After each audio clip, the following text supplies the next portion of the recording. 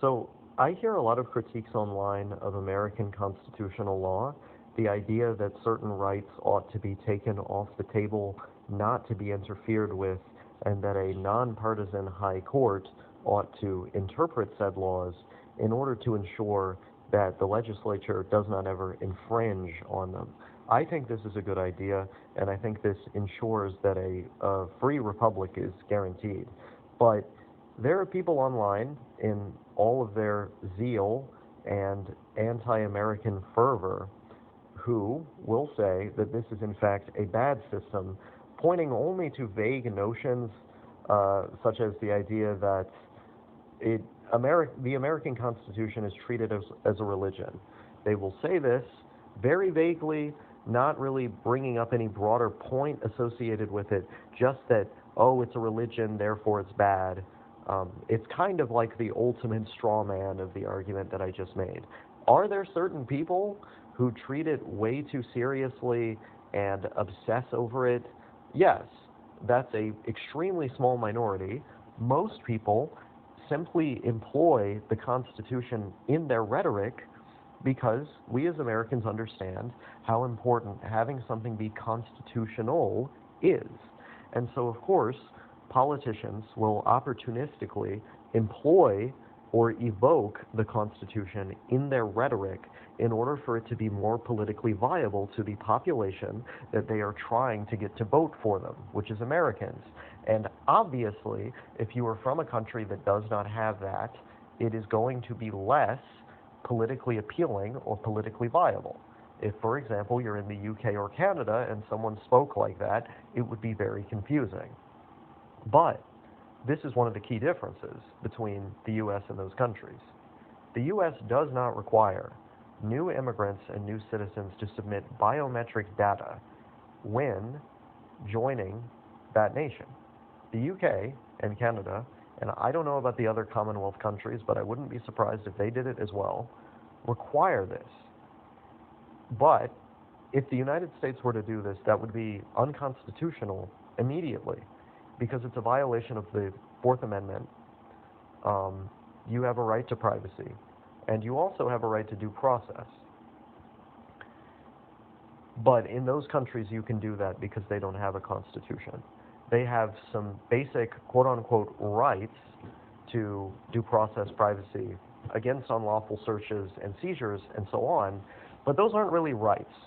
Those are privileges that the government can take away at any time because the rights are not off the table from the Constitution. Those are things that are put into the law by the Parliament, and the Parliament can just as easily take away those things at any point. Like, for example, by using the Emergencies Act, which unlawfully suspended and seized the bank accounts of various law-abiding Canadians simply due to their political affiliation.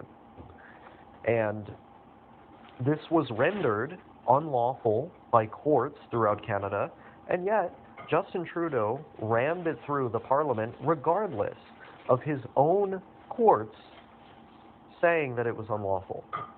And so this is what a parliamentary system gets you. It gets you rule by decree. It gets you effective tyranny because there is no constitutional law in place to rein in the politicians who are actively ceding ground to the authoritarian elements in society and rolling back the rights of the people who elected them to serve them. Obviously, this is bad. And I think that example of taking the biometric data of new immigrants is one of the most clear-cut cases we have of this.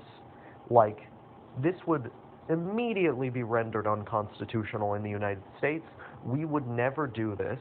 We only do this for convicted felons and certain other individuals who are related to criminal activity or certain people who have to work for the government, because having that data is necessary for law enforcement to prevent future criminal activities or criminal activities that could substantially affect the population. You know, so if you're in the government and you commit a crime, the severity of that crime is going to be way bigger because you're abusing your power.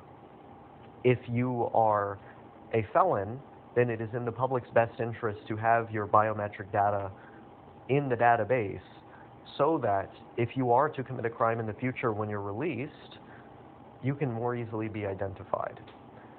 But new immigrants, like if you're just from a country or if you're just a new arrival, you're going to have that data stored. This is insane to me. To me, this basically stands in stark contrast to the whole point of the rights endowed to us in any kind of liberal system, be it one that is a constitutional republic, with constitutional law, or other forms of liberal democracy, like these parliamentary systems that have these so-called rights. This flies straight in the face of those aspirations and goals, because the broad aspirations and goals of liberalism is to make the job of law enforcement harder. It is to make it more difficult to put people behind bars, because the more that you rein in the power of the state, the less likely the state is to abuse its power, because it has less of it. And sure, that means that certain people might walk free who have committed a crime, but the onus is on the state to provide substantial evidence to substantiate that claim. And if we are to roll back some of these rights, some of these laws that endow us with certain rights, it's going to lead us to a system that is closer and closer to innocent until proven guilty, or guilty until proven innocent, rather than innocent until proven guilty. And I shouldn't have to explain why that's bad if you believe in some form of liberal democracy. But these are the people that will say American constitutional law is bad.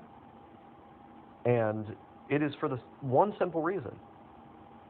They harbor anti-American views, because it is normalized to have anti-American views. In these countries, everyone these people went to school with hated America. Everyone they went to school with, everyone in their family relished in their hatred of one nation. And I understand why. We're basically occupying all of Western Europe with NATO, which should absolutely be abolished, exerting unfair political influence in their elections and so on. We're exerting hard power in the Middle East and in South America, which leads to them having rightful hatred of us as well.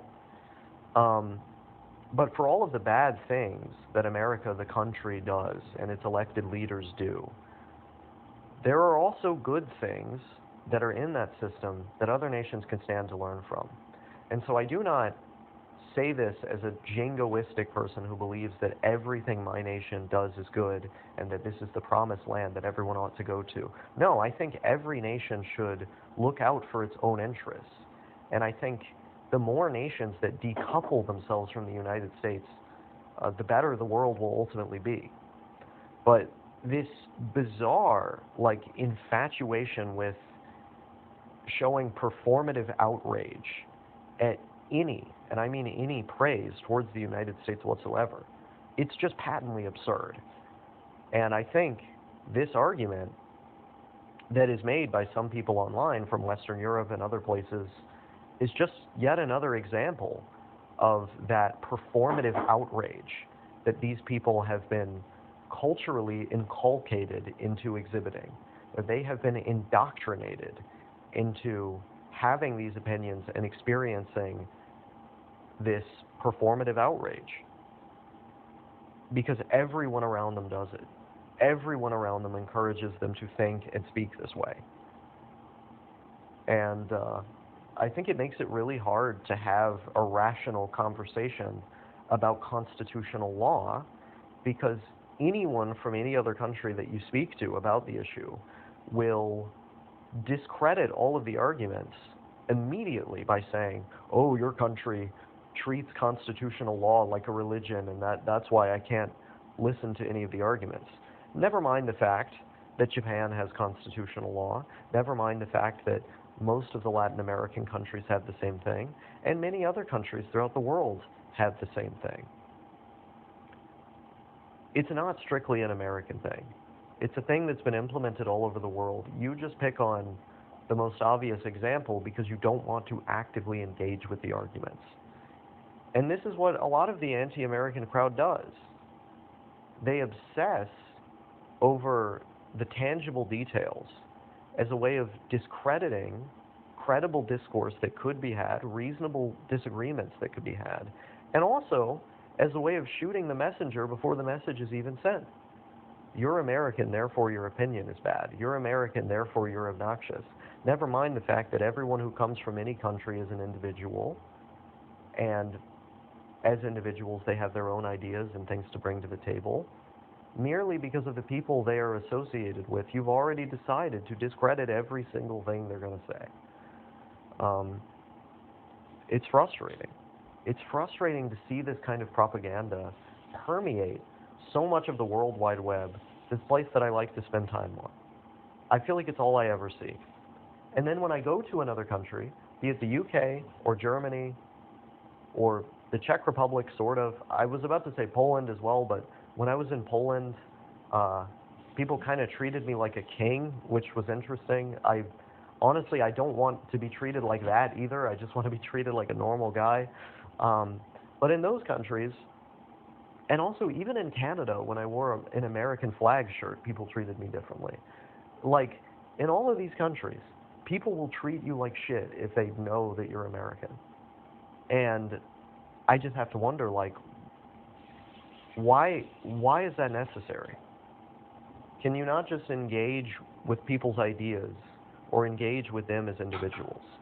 Let's just get rid of all of this nationalistic nonsense and have a normal conversation, please.